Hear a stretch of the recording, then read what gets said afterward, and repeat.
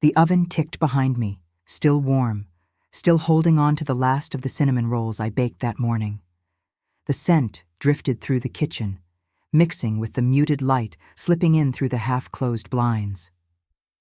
Cinnamon and nutmeg, the smells that always meant home, meant comfort, meant he'd come running down the stairs with sleepy eyes and ask, "Did you save the middle piece for me?" I was standing at the stove when he said it. "You should go now, Mom," just like that. I didn't turn around right away. My hand stayed on the counter's edge, fingertips pressing into the cool laminate. The air shifted. My ears heard him, but my body stayed still. Like it needed one more second in the warmth. The sweetness in the air didn't vanish, but it curdled around the edges of his words. It was like a window had opened somewhere behind me, and all the warmth I'd built over the years began to slip out. I didn't let myself flinch, but I felt it. Something in me folded up, quietly, like a towel tucked away for a season that never came again. "I didn't mean it like that," he added, as if he heard the silence growing in the room. But he did. He meant it. He just didn't want to say it again. I turned around slowly, my apron dusted with flour, and looked at him. He didn't look angry. He just looked done, like a long shift ending, like I was the last task on his list. "You always liked the edges," I said softly, nodding toward the tray in the oven. He didn't respond, didn't even glance that way. And that's when I knew the cinnamon didn't mean anything to him anymore. The house, the smells, the softness. I had carried them all like fragile glass across years and loss, and now they shattered quietly between us. But I didn't cry, not then. I just stood there, letting the sugar stay on the air a moment longer, like maybe it could hold me up. Just until I let go. His voice had never sounded like that before. Flat, distant, like a customer at a store returning something they never wanted in the first place. "I think it's better if we just move on," he said. "You've done enough. I mean, it's fine. Done enough." That's what he said. I didn't ask what that meant. I was too busy staring at the wall behind him. There was a little patch near the light switch where I'd painted over a scuff mark years ago. It didn't quite match. It never did. But it was the only color I could afford that month. He'd walked past that wall 1,000 times. Maybe more. I remember standing there with a brush, thinking if I could just fix that spot, maybe things would feel whole again. His father had left the week before. He didn't know that. Didn't care. His voice was still talking, words sliding past me. I nodded, maybe out of habit, maybe because I couldn't think of what else to do. The clock above the fridge ticked, louder than I remembered, like it wanted to underline every second I stood there. "I didn't mean it harsh," he said again. I think he believed that. The fridge hummed behind me, steady and low, a sound I used to love when the house was too quiet. Now it just sounded like distance. My eyes drifted to the fridge. I hadn't planned to. They just landed there. There it was. My handwriting. A little torn page stuck under a magnet that said, "World's Best Banana Bread." In my slanted cursive, it said, "Eggs, milk, vanilla extract." I stared at it longer than I meant to. It was nothing, really. A list. A scrap of planning. But it looked like me. It looked like I still belonged. Here.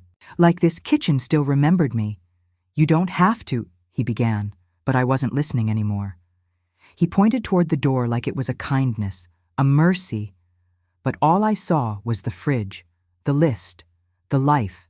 He didn't see it, didn't see the notes I used to tuck into his lunchbox, the way I'd smooth his collar even when he rolled his eyes.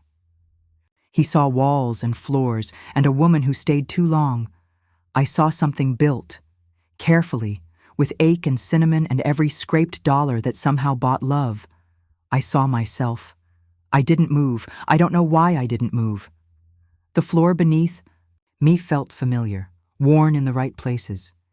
It creaked when I shifted my weight, just a little reminder that it still remembered me too. He looked at me like he was waiting. Maybe even hoping I'd make it easy, but I couldn't lift my foot, not yet. I kept thinking about the day he took his first steps here, his tiny socks sliding on the tile, arms flapping like a bird learning sky. I scrubbed that floor the night before, tears in my eyes and bleach on my hands. Because that's what you do when the world feels like it's falling apart. You clean what you can. He didn't remember that. I did. I still do. The scent of cinnamon was quieter now, more of a memory than a smell. It sat beside the dust, beside the ache. I didn't want to cry in front of him, so I didn't. But inside, something settled, not in anger. In knowing, you can't make someone see what they never looked for. He smiled, not mean, not cruel, just like it was a favor, like he was giving me something I should thank him for. I blinked slowly, trying to place it. That smile. It was the same one he gave the woman at the grocery store when she said he could go ahead in line, polite, effortless, detached. He didn't know that I saw the difference, that I felt it. That smile didn't come from someone afraid of being left behind. It came from someone who'd never had to wonder if he'd be remembered. And me? I was standing in my own kitchen, feeling like a whisper in a room I built. His smile didn't sting. Not quite. But it wrapped around something in my chest and tugged, like a thread pulling loose. I looked at the clock again. Same tick, same rhythm. But everything else had changed. I wasn't invisible. Not fully, but I wasn't here anymore either. I reached out, my hand brushing the hook by the pantry door. The apron still hung there, white cotton with red strawberries, a little faded, the neck strap thinning from years of wear. It had been with me through every bake sale, every scraped knee, every long night trying to make the house feel full. I didn't put it on. I just held it. Fingers curling into the soft fabric, breathing in the scent of flour and maybe a hint of old peanut butter. It grounded me, not because I needed support, but because I needed to remember, before him, before all this, before I let myself forget that I was never just somebody's mother. I was a woman who made this home with her hands, who kept it standing with thread and butter and stubbornness. He could point to the door all he wanted, but I knew who I was now. I always had, and I wasn't leaving that behind. The stone was still, cool under my feet, smoother in some places, cracked in others, like old skin that had lived through too many seasons. I stepped slowly, barefoot, just like I used to when the kids were little. Back then, I'd come out here to shake off the flour from my apron or catch my breath after a tantrum or two.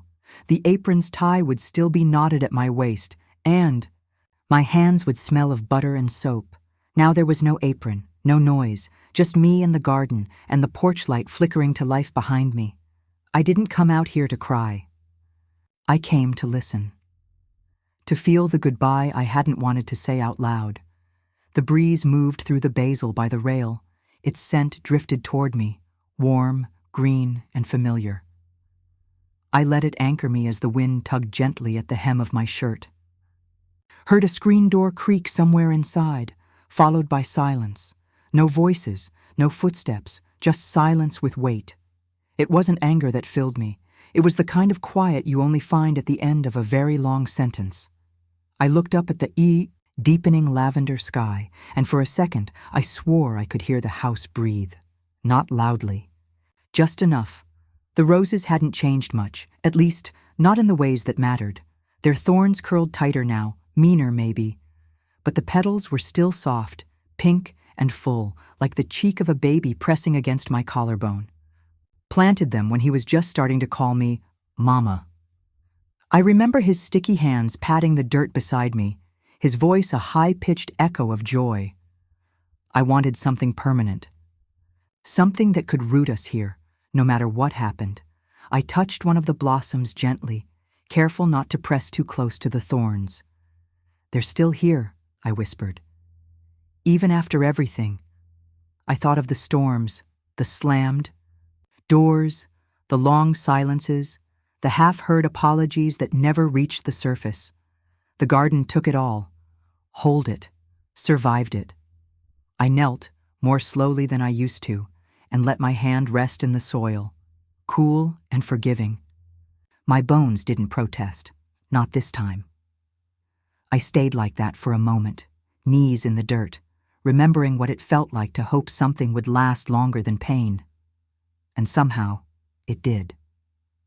My fingers touched the old gate latch, and the sound it made, a soft creak, went right through my chest.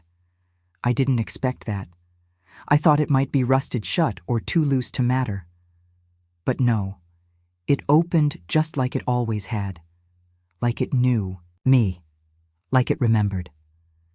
I stepped through and let the gate swing behind me, just slow enough to catch. The breeze caught the scent of fallen apples, a little rot mixed with sweetness. It made me close my eyes. For years I stood at this gate waiting, for the school bus, for him to come home, for mail, for hope.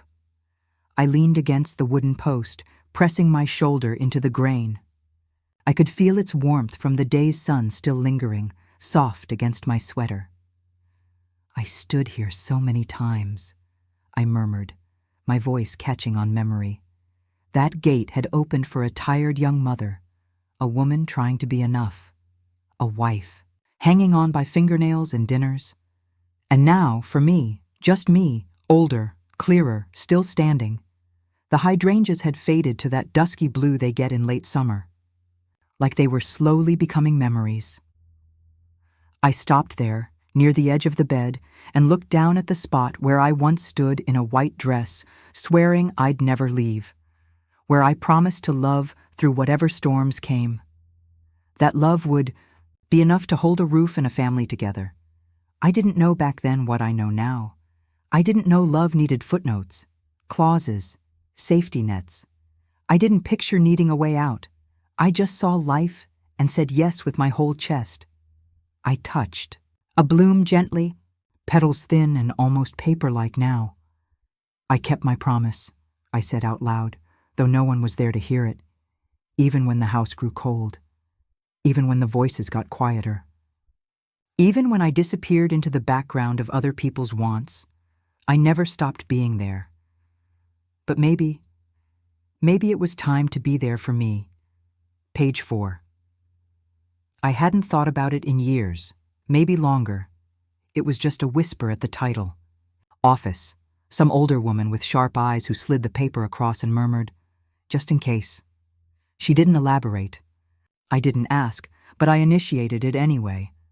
I'd tucked the paperwork into the kitchen drawer, beneath the warranty for the fridge and an old tax return. Like a secret you don't want to remember but can't throw away. I reached for the envelope now, fingers brushing the edge like it might vanish. The clause was still there, still legally sound, still mine.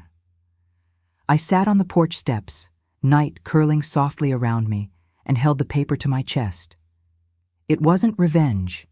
It wasn't even closure. It was just knowing I hadn't been foolish. That some small part of me, long ago, knew I might need this. I wasn't waiting for justice. I just needed truth to be on my side, quietly, like it always had been. The stars blinked on slowly, like they weren't in a rush. Crickets chirped, in soft, even rhythms. I could hear the electric hum from the porch bulb overhead, casting a glow that turned my shadow gold. I wasn't scared. Not even a little. My heart didn't thud the way it used to when I feared what came next. It beats steady, like it knew. I stood, brushing the paper against my knee, and looked back at the house. The windows looked sleepy, curtains still drawn. Lights are soft inside. It wasn't angry with me, not the house, not this land. They were just waiting to see what I'd do next. I took a breath, slow and wide, and stepped back toward the porch. I didn't need anyone's permission. Not anymore. The night had opened like a door behind me, not closing anything, just making room for what comes next. and I was ready to walk through it. The drawer didn't stick like it used to. It sighed open, almost like it had been waiting, like it had finally grown tired of keeping quiet. My fingers curled around the brass handle the same way they did when I used to tuck birthday cards inside, ones with glitter, soft handwriting, a little note that said, "Love you forever" in blue ink. Now the air inside the drawer was different, colder somehow, not physically, just in feel, like it didn't hold warmth anymore. No cards, no lists, no little treasures tucked away for safekeeping. I could smell the polish I used last month, lemony and faint, but it didn't cover the smell of time, dust, paper, silence. I didn't know what I expected to find, but I knew I wasn't ready. I opened it anyway. The envelope inside wasn't hidden. It just sat there, like it belonged. The moment felt still. No creak from the hallway, just the soft tick of the wall clock and the pale light filtering in through the window. I touched the edge of the paper, and just like that, the past I hadn't wanted to meet stood up and faced me. It was smaller than I remembered. The key, gold, a little tarnished on the edges, like everything that's been forgotten for a while. I pulled it out from behind the lemon pie recipe, second drawer from the top, third card back. I had placed it there without a second thought, thinking it might come in handy someday. It never did, until now. It didn't shake in my hand. I did, a little, but not from fear. I stared at it a long moment before I walked over. He used to ask before touching my things, "Can I borrow the stapler?" "Mama," he'd say, or "Where's your pen?" That's how it used to be. Now, I had a locked drawer, a hidden deed, and a silence between us thick enough to climb over. The fridge buzzed behind me, low and steady. Outside, I heard birds, a sound I always loved, but even they felt far away. Slipped the key in, and I turned it, because some things need to be opened, even if they never should have been locked. The pages were crisp, too crisp, not the soft kind that comes from years of handling. This was fresh, clean, new. I laid them. Out on the counter, the sunlight hitting just enough to make the black ink gleam. The deed, our house, our name, except it wasn't. My name wasn't there. It wasn't even missed, it was erased. The language was clear, unmistakable, final. I traced my finger down the lines, heart not racing but slowing instead, as if it needed time to let the truth settle in. He'd done this, he'd decided this, without a fight, without a word. The kitchen clock ticked once, loud, like a cough in a church. I didn't cry. I just stood still. A breath paused. A truth opened. I had been written out, as if I were never part of this place, as if all my years in this house had been some background music he'd long since stopped listening to. The absence of my name didn't hurt. It clarified. It was tucked beneath the deed, one single envelope. Folded once, marked private. The handwriting was his. I didn't flinch when I opened it. The flap pulled open with a soft sound, like skin breaking under a paper cut. Quick, quiet, sharp. Inside was a letter. It wasn't long. It didn't need to be. Legal words, crafted with care. Phrases like, "with full awareness and exclusive beneficiary." The kind of language that sounds neutral, but feels like a blade. My eyes moved slowly, not because I couldn't read, but because every line etched a new silence. There wasn't a single sentence that sounded like him, but it was. He'd written it, signed it, without me. I sat down, the old chair creaking beneath me. The kitchen smelled like stale coffee and quiet. I looked at the signature again. He had signed it on a Tuesday. I remember that Tuesday.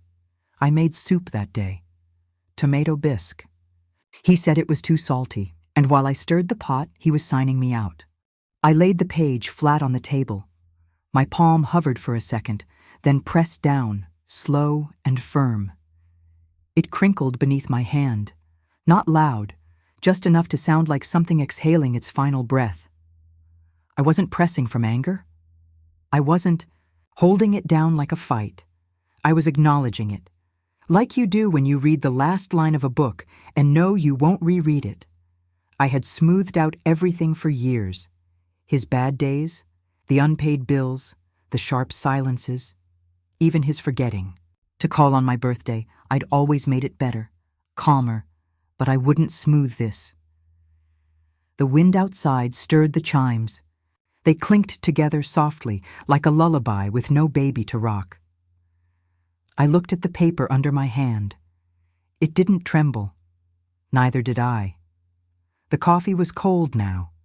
It had been hot when I poured it. Just a little cream, no sugar. The way I always drank it when I needed to think. I took a sip anyway. It tasted bitter, burnt near the bottom. But real. Recognition is like that sometimes. Not a slap. Just a steady, sour taste that tells you everything you didn't want to believe is true. I didn't cry. I didn't curse. I just sat there, looking out at the porch as clouds drifted across the light. He thought I wouldn't check. He thought I'd never open the drawer, never find the key, never press my hand to the truth and say, I see you now. But I did. And I remembered something he forgot. I was the one who raised him. I was the one who knew where the key was. And I was the one who could sit here, drink cold coffee, and feel every part of the betrayal without losing myself in it. The plates were shiny, too shiny, smooth and soulless like they'd just come out of a department store box that still smelled of cardboard. I ran my finger along the edge of mine, no chip, no worn groove, no familiar weight that tugged memory into my palm, just cold porcelain, thin as silence. The old stoneware I used for 30 Thanksgivings had heft. You felt gratitude in your hands. You passed mashed potatoes knowing the edge had once held a birthday cake or pot roast, or peach cobbler with burnt edges. This new set, sleek and pristine, felt like a rental, like the rest of me. I smiled, the polite kind, the kind you pair with linen napkins and polished silver that's never seen in a dishwasher. Across the table, voices swirled with laughter and wine. I cut into the stuffing, brought a bite to my mouth, and let it rest on my tongue. Sage, onion. But too much rosemary, not enough thyme. It didn't taste like mine. I glanced around the table. They looked comfortable, and I felt like a guest at the table I'd built from scratch. The chair I always sat in, third from the head, across from the sideboard, wasn't there. Gone. In its place stood a sleek thing, all curves and modern. Legs. It looked more like sculpture than seating. They told me, with that smile people use when they think they're doing something thoughtful, "We put you by the window, Mom. You'll like the view." I didn't argue. I walked to the end of the table, each step quiet but loud in my chest. The draft near the window pressed against my shoulder. I eased myself down slowly. The cushion didn't give the way mine used to.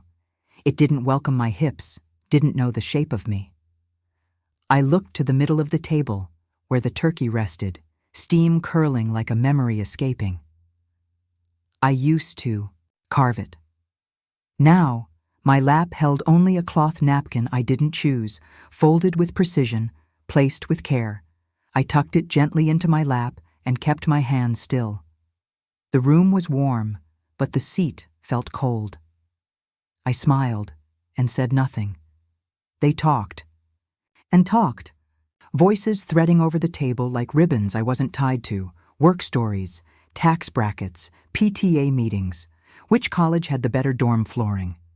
My fork moved to my plate, but I wasn't eating. Not really. No one asked about my quilt. The one I'd spent spring stitching, thread by thread, eyes squinting after dinner. No one asked if my hand still ached when the cold rolled in. I watched my son, my boy, talk about the house like he'd bought it off the market, not grown up in it. "We're thinking of knocking down that old pantry," he said. "It's cramped."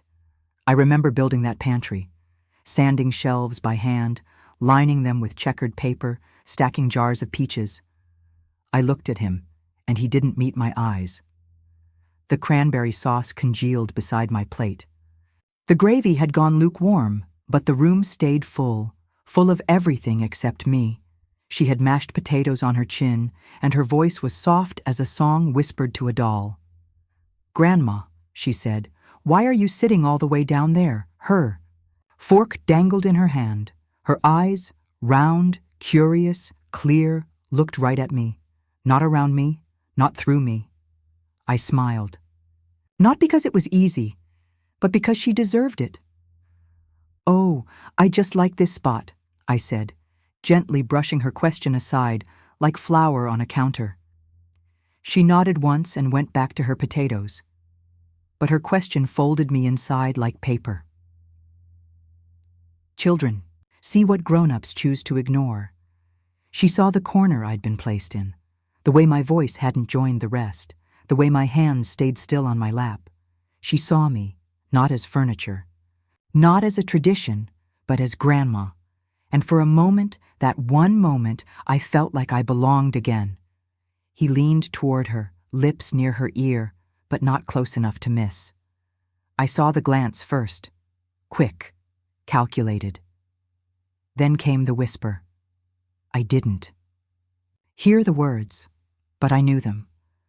I'd known that tone since he was 13 and shattered the kitchen window with a baseball, the way his voice bent when he wanted to cover truth with comfort. She nodded.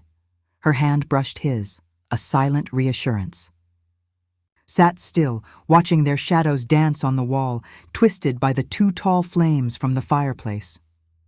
It crackled a little too loud, masking the hum of forks and plates. I saw the whisper and felt the meaning. It wasn't about the turkey. It was about me. About how to tiptoe around the past that still sat at the table. About how to pretend I was there while writing the story without me. It was the sound of rewriting, while the ink was still wet, and I swallowed my breath, quietly. They all bowed their heads. The room grew still. Firelight softened the edges of everything, even the tension. "Thank you for this beautiful day," someone began. They gave thanks for the weather, for promotions, for health, for this new home, for the perfect wine, for the cranberry chutney. Mind me. List grew long, but not once. Not once did they say my name, not as a mother, not as a host, not even as a footnote in the blessings of their lives. I didn't expect a speech, but a whisper would have been nice. As they murmured amen, I closed my eyes, and in the hush that followed, I whispered one name under my breath. Mine. Not to be heard, just to remember. I was still here. Even if the prayer didn't hold me, I held myself. The moment I walked through those glass doors, the air shifted. Outside, the sun was sharp, hitting the sidewalk with that early afternoon glare that makes you squint. But inside, it was cold. The kind of cold that smells like toner and citrus cleaner, sharp and clean, like it's trying too hard not to be personal. I paused just past the threshold. It didn't smell like home. No flower, no garden, no soup simmering behind me. Just paper, plastic, and quiet nerves. I held the folder tight to my chest. It wasn't even heavy, just a few pages clipped neatly inside, but it felt like everything I had left was wedged in those corners. Every choice, every mistake, every hope that maybe this wouldn't be the end of the story. I moved slowly across the lobby, shoes clicking against tiles that were too smooth to feel safe. A receptionist looked up. "Ma'am, do you have an appointment?" Nodded. Yes, with Deborah. My voice sounded calm. It always does when I'm about to fall apart. She didn't smile right away. Deborah looked up over her reading glasses, the kind with the gold wire frames and that little smudge near the hinge. She didn't push them up, just let them ride low on her nose, her eyes steady and squinting. Like she'd already sized me up by the way I walked in. "Mrs. Hammond?" "Yes," She nodded once, like a judge accepting evidence. The office was small, fluorescent lights buzzing just loud enough to make you second-guess yourself. A copier hummed down the hallway. Somewhere behind a door, someone laughed. I didn't know who, and it didn't matter. I laid my folder down on her desk. Careful, like it might bruise. She didn't touch it right away. Just looked at me, quiet, patient. Then she opened it like she was reading a story she'd heard before. Her hands were quick, practiced. She didn't fumble. I watched her eyes scan. Page 2, page 3. She flipped one back. Then forward again. I wondered if she could see everything I hadn't said, because I was too tired to explain. The sound it made when she set it down. Solid. That green binder could have been a textbook, or a dictionary, or a brick. Its corners were frayed, and a pen was clipped to the front, red ink peeking through a cracked plastic casing. She opened it slowly, deliberately, like it was sacred. Flip. Pause. Flip. Her fingers were soft but strong. They moved like a musician, finding notes hidden beneath dust. My breath caught, not because I was nervous, but because I didn't know what to hold on to if she didn't find anything.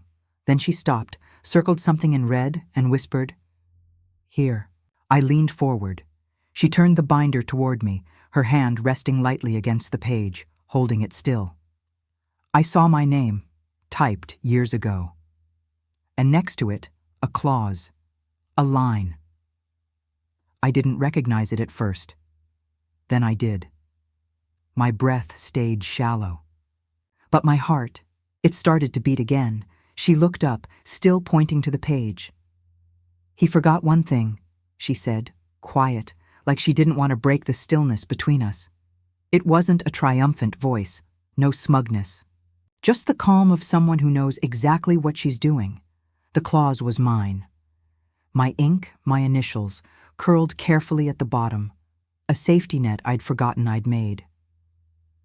The light from the window fell across the page, and I saw my own handwriting, like a wave from the past, soft, steady, scared. Deborah didn't say anything more. She didn't have to. That clause was the open door I didn't know still existed. A foothold in a wall I thought was finished. My hand rested on the desk, trembling just a little, but not from fear, from recognition. The air in that room smelled like ink and lemon cleaner, but suddenly all I could smell was that dusty office. On Oak Street in 1987, a woman with a green vest and sharp lipstick had slid the paperwork toward me back then. "You never know," she said, tapping that one line. "Just sign. It's not about distrust. It's about dignity." I didn't think I'd need it.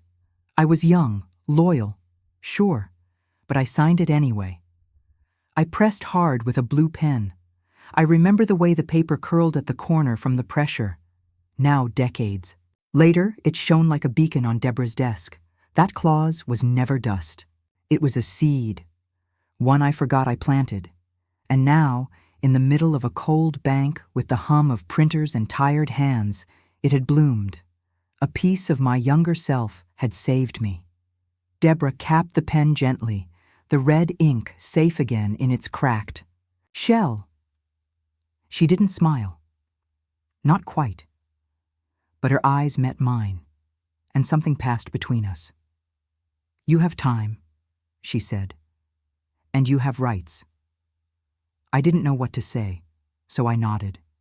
The green binder closed with a soft thud. The sun outside had shifted, warm now, leaning heavy through the glass like a hand on your back, pushing you forward. I buttoned my coat with both hands, not because I was cold, but because it made me feel put together again. I had walked in with a thin folder and shallow breath. I was walking out with something else.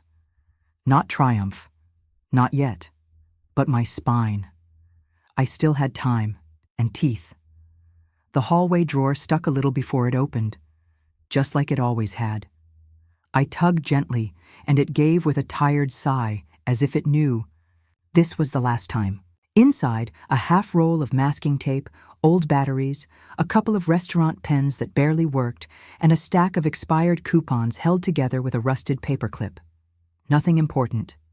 But it was the kind of drawer that lived between moments, where life got tucked away and forgotten. I picked through each item like I was listening, letting it tell me its last little story. A grocery list with tomato sauce underlined twice. A matchbook from that place near the marina we tried once and never went back to. Proof of life lived in corners. The cardboard box sat open beside me, lined with newspaper I'd torn earlier. I placed each thing inside gently, no ceremony, no sigh. The tape hissed when I pulled it across the top. Not like goodbye, more like an exhale. Not rushing, just remembering. Gently. The china cabinet creaked when I opened it. The plates inside still caught the light like old jewelry, too delicate to use, too full of meaning to toss. I wrapped each dish slowly, the newspaper rustling like autumn leaves. They knew my hands. They didn't resist.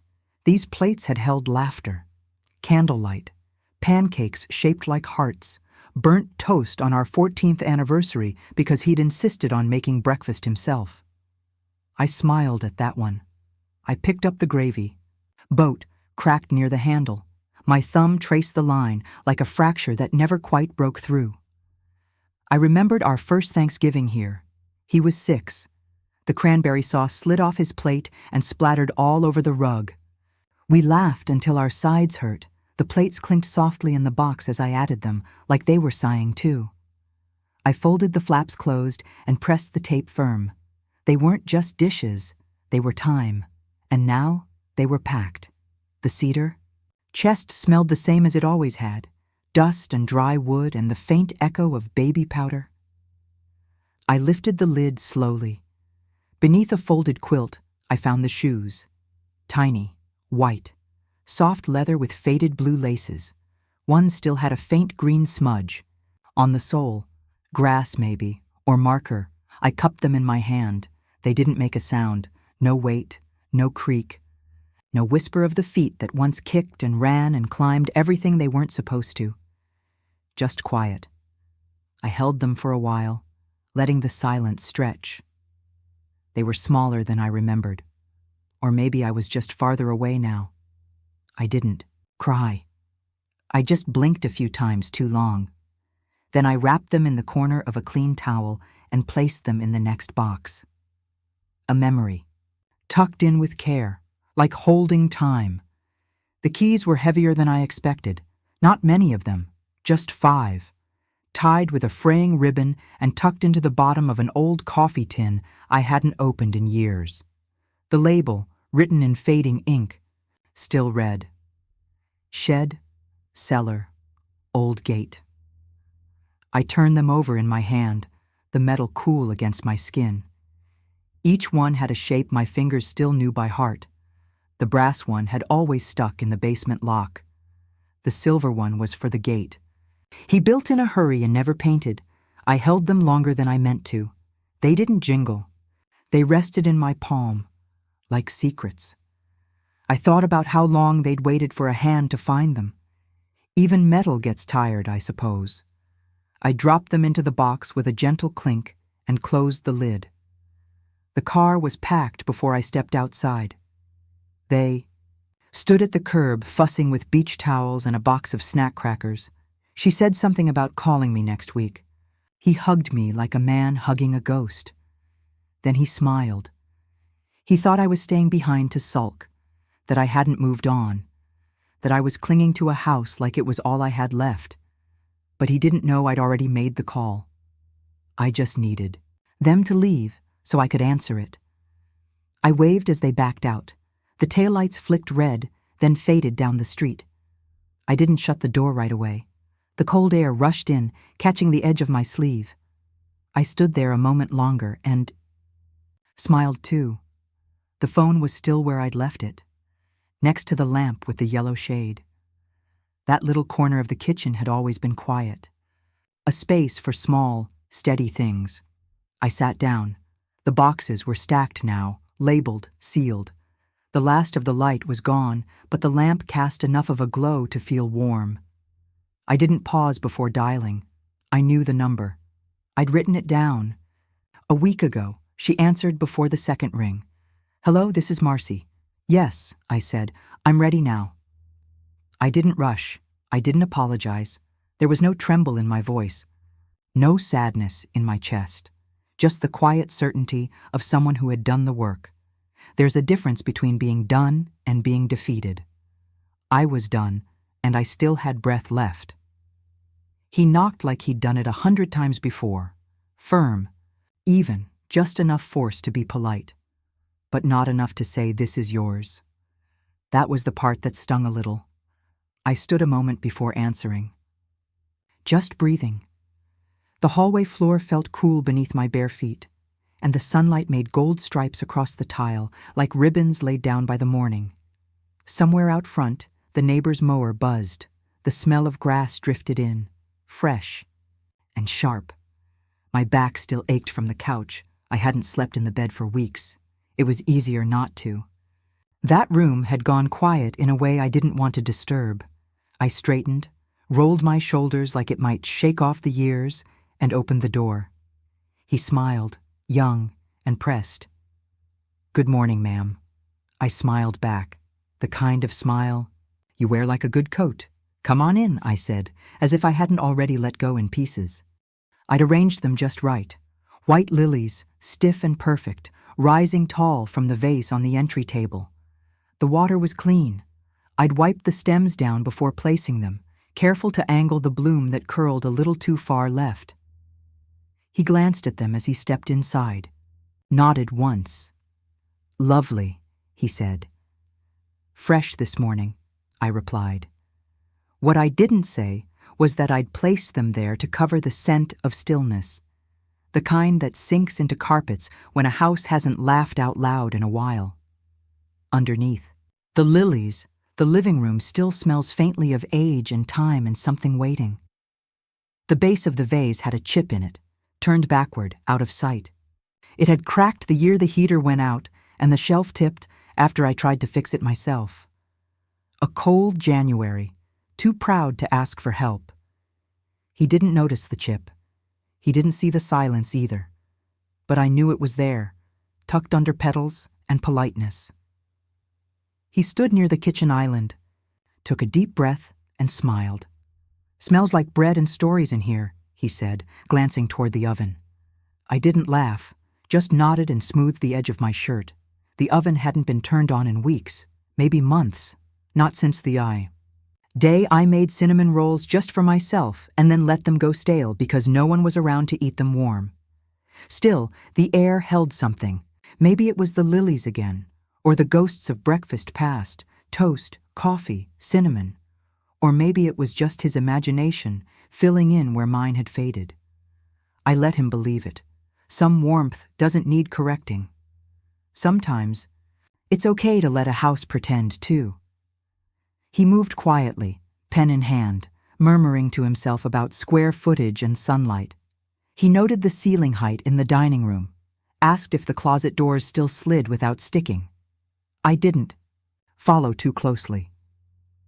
I stayed a few paces behind, watching the top of his notepad where numbers bloomed like weeds across a page that had never seen us. He didn't see the place on the floor where my boys' trains used to derail, or the firewood nook that held not just logs, but laundry baskets and rainy day socks. His shoes creaked on the floorboards. The sound felt foreign. It didn't hurt like a slap. It tugged, gentle, persistent, like a book being closed mid-sentence. This house had chapters. He was skimming for structure. I was remembering a story. He paused in the dining room, pen in hand. "Do you have a price in mind?" I looked at the table, then the corner where the paint never quite matched, where we'd patched a hole after someone threw a tantrum over peas. "Not cheap," I said. He looked up. "Excuse me?" I raised a boy here, watched him run through that hallway in socks, fall, and laugh like the world couldn't touch him. We burned a pie in that oven and ate it anyway. That window, I pointed, that's where we watched. The storm roll in every spring. My voice didn't shake. It didn't need to. He nodded, jotted something down. I didn't ask what. He stood on the porch, the sun warm across our shoulders. "I appreciate your time," he said. Then he paused, really looked at me. "Thank you, ma'am." It wasn't the way people say it to older women when they don't know what else to call them. It wasn't condescending or casual. It was full, meant, as if I wasn't a client or an address. But someone is sacred. I nodded, both hands on the doorframe. "You take care," I said. He turned and walked down the steps, his clipboard tucked under his arm, keys jingling like wind chimes in his pocket. I stayed there. Hold the doorknob a second longer, not because I was unsure, but because I wanted to feel what it was, like to be seen that clearly, even just for a moment. Then I closed the door behind me, slow, quiet, whole. It didn't whisper. That red and white sold sign stood tall in the yard, like it had something to say, bold, square letters pressed against the sunlight, final, not up for debate. I watched it sway just slightly in the breeze, like it was proud of itself. And maybe it had a right to be. I didn't sit inside hiding. I brought my chair to the porch like always and sipped my lemonade from the glass with the chip in it, the same one I'd used since before his voice dropped. And he stopped saying "love you" at the end of calls. It wasn't spite, not even close. It was stillness. Peace that had taken too long to arrive. The house had been his for a while, at least in attitude, if not on paper. But not anymore. Now it was mine to let go of. I crossed my ankles and watched the sun stretch across the driveway. The sign didn't need to whisper. It said everything I couldn't, and I let it. I knew that sound before I saw them, tires crunching over the loose driveway stones like they owned each one. The windows were down. The music was just loud enough to carry, something with too much bass for a Sunday afternoon. Their trunk was stuffed, luggage, a cooler, her ridiculous straw hat slouched on top. He parked like he always did, crooked, like the lines never applied to him. She got out first, chattering about something I didn't bother to catch. He didn't look at the house, not really. He never did. He only saw what it meant to him: status, inheritance, leverage. Then came the moment. He reached into his pocket, pulled out that heavy silver key, the one he used to jingle when he was nervous. He walked up, smiled like someone returning to a throne, and turned it. It didn't budge. He tried again and again. And I watched from across the street as confusion finally softened his jaw. He tried the knob again, twice, a third time. Then with both hands, like force might change history. The key didn't work. It wasn't broken, it was replaced, just like he'd replaced so much of me with convenience and commentary over the years. I had changed the locks the same day I signed the papers. Not out of revenge. Not to provoke him. Just because it was mine again. And I needed the safety of that truth to have a lock that knew it too. His voice rose. "Something's wrong," he said to her, rattling it, like that would help. "It's not working," but it was. It was working exactly as it should. The real lock wasn't on the door. It was time. Memory. The quiet refusal of someone who remembered what was forgotten. The dinners skipped, the calls unanswered, the way he treated this place like storage. Instead of home, even the house didn't open for him anymore. He turned, eyes scanning the porch, then he shouted it. "Mom!" Loud, sharp, like I'd fallen or dropped something or owed him something urgent. I didn't move. That word, "Mom," didn't sound like it used to. Not coming from that mouth. Not with that tone. It didn't fit anymore. Like a favorite. Coat someone else had grown out of and left in the rain. He used to call me softly, when he was scared. When he was small. Now it was a demand, and I didn't answer the demands. I stayed still, hands resting on the arms of the chair, lemonade still cool in my glass. The sun was too bright to squint through. The world is too full of silence. He called. Again. Mom! But I wasn't who he thought I was anymore, and I didn't owe him my footsteps. Deborah didn't blink. She sat beside me on the neighbor's porch, one leg crossed over the other, sunglasses tilted just enough to block the sun. Her lemonade had a thin slice of lemon floating right on top, and she swirled it once before taking a sip. He was still yelling. She didn't flinch. "You okay?" she asked, her voice low but easy, like we were just watching the weather roll in. I nodded. "I'm fine." She didn't ask again. We sat together, porch wood warm under our legs, the scent of honeysuckle floating on the breeze like something soft trying to stay. Ice clicked in our glasses. Somewhere a lawnmower started up down the block. He kept pacing, frustrated, talking to his wife, raising his hands. Deborah sipped again, looked at me and said, "You followed through." I smiled, quiet, small, but real. He turned to the window one last time. His eyes scanned it, wide now, full of something I couldn't name. Not rage, not even confusion. Just a strange kind of boyish ache, like someone locked out of a treehouse. He thought he still had the password to. His wife was behind him now, silent, watching. She said something I couldn't hear. He shook his head. The key was still in his hand, limp now. I watched them walk down the steps. No shouting, no drama. Just the slow realization that the picture had changed, that they were no longer in the frame. They stepped onto the sidewalk and out of my story. Didn't rise. Didn't wave. I just watched until the car turned the corner. And the petals from the cherry blossoms felt like soft punctuation. The last sentence written. Period. He came through the diner door like it was still 1993. Hands in his, jacket pockets, shoulders slightly hunched, not like a man beaten down, just like someone trying to look smaller than his past.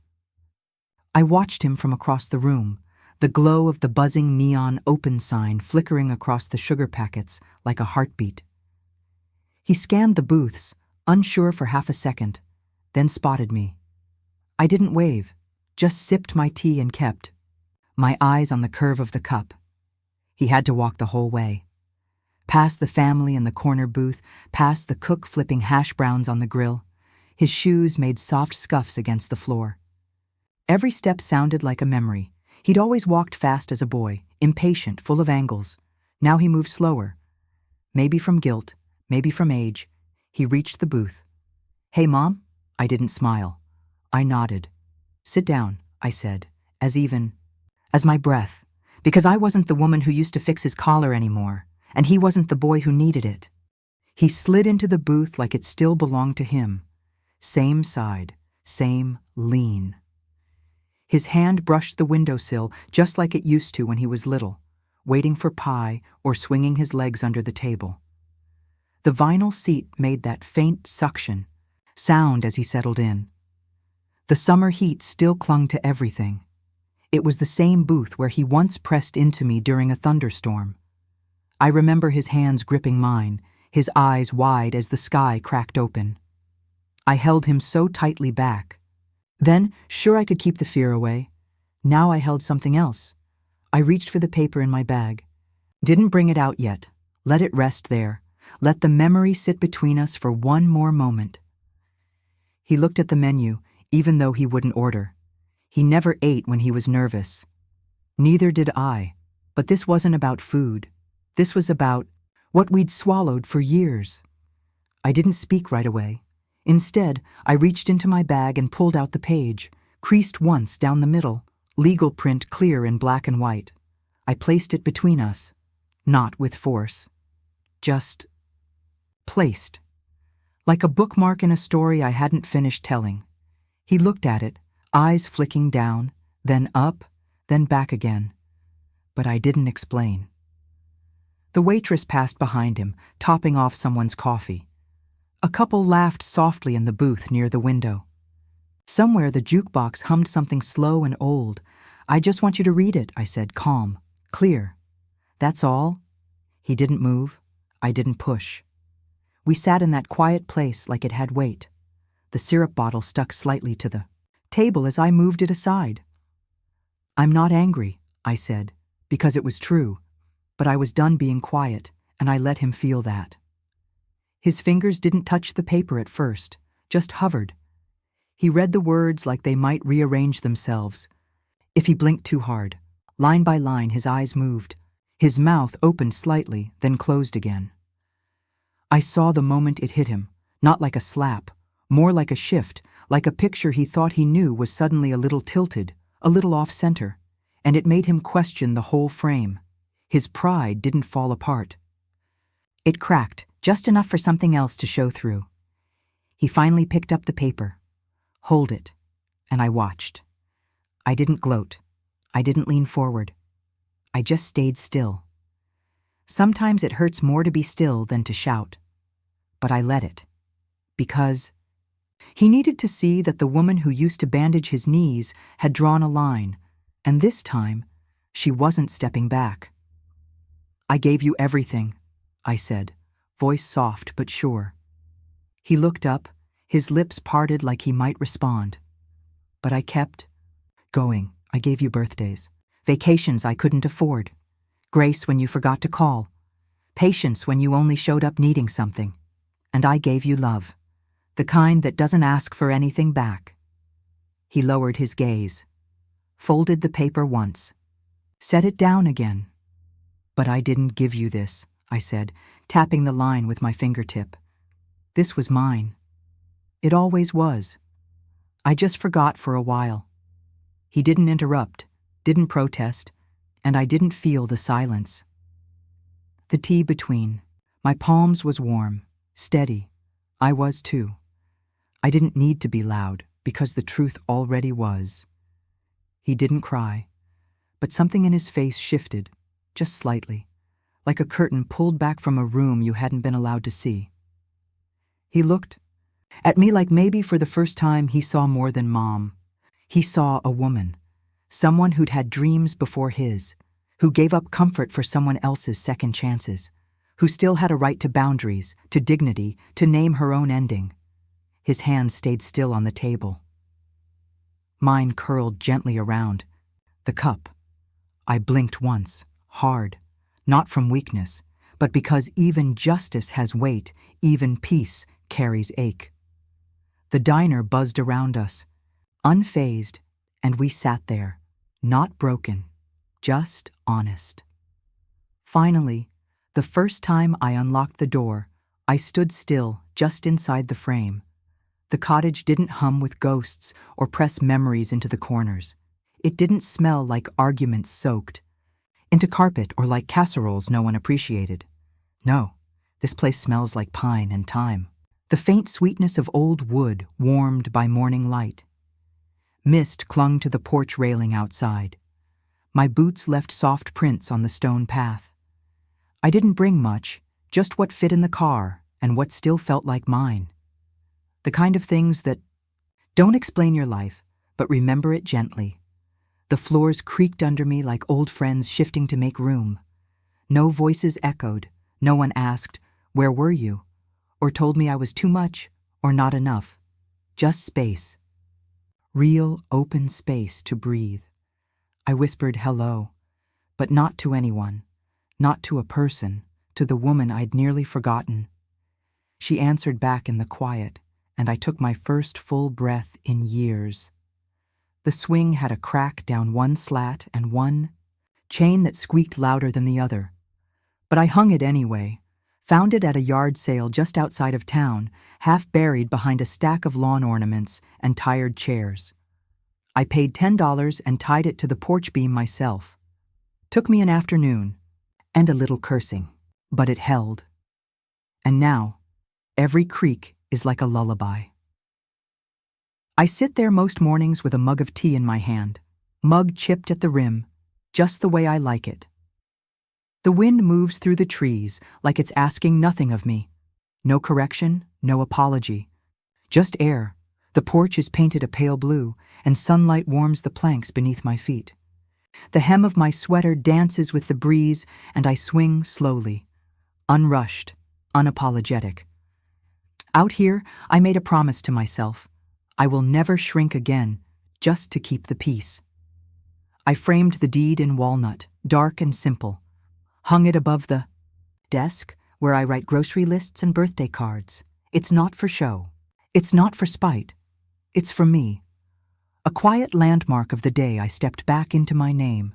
There it is, in black ink. My name, just mine. No misses, no shared signature, no red lines editing me out. Sometimes I look at it without meaning to, while I'm jotting down things like flour, tomatoes, coffee, and it reminds me, not of what I walked away from, but of what I walked toward. There's peace in that name. Strength. The lace curtain glows in the afternoon light. The air smells of lavender, and my lemon tea steams beside me. My pen rests on a letter I haven't finished yet, but I know how it will end. Sincerely, me. I don't plan them. The daffodils. I plant them wherever the soil seems kind, wherever the light lands long and slow. Their yellow blooms burst through, like laughter, soft, sudden, unashamed. They don't ask permission to be beautiful. They don't hunch or hover. They grow straight, brave, even when the wind is unsure. I kneel in the dirt, hands deep in earth still wet from last night's rain. Bees hum somewhere close, and the air smells like citrus and damp bark. I used to hesitate, used to measure myself against other people's moods, like a weather vane spinning to please the storm, but not anymore. Now I bloom where I choose, not because someone said I could, but because I'm allowed. I still love him. That doesn't change, but I love him from here, behind boundaries, wrapped in peace. There's no fire in my chest, no list of grievances at the ready. Just space. I send postcards, little ones with paintings of barns or wildflowers. I write short notes. Thinking of you. Hope Springs treating you well. I never ask why. He doesn't call more. I don't press for visits, because love can be gentle without being near. The mail rests on the stoop beside the watering can. The towels on the clothesline sway like dancers in a slow breeze. It took me years to understand that love and proximity are not the same, that I could protect myself and care, that peace isn't the absence of hurt, but the presence of clarity, and mine grows stronger with every letter I don't wait for a reply to. I write my name now like it belongs to me. I sign it at the bakery when I order scones, at the library when I renew a mystery novel, on birthday cards and thank you notes and the occasional community board sign-up for things like cookie swaps and garden walks. It feels whole again, not borrowed, not silent under someone else's louder version of me. I say it softly when someone asks, Ms. Lila Hammond, and I smile when I do. Not because I'm performing, but because it's a name I earned, one I rebuilt, one that comes with history, but also hope. The breeze turns the pages of my open book. The tea on the porch rail is cool now, but still sweet. The sky is a soft blue, the kind that promises more light tomorrow. And I sit here, name, intact, heart open, not loud, not angry, just sure. I own my name, and I use it gently. If you've ever had to grow something new from the ground up, just to remember who you are, I'd love to know what helped you hold on. Feel free to subscribe. If stories like mine feel a little like your own,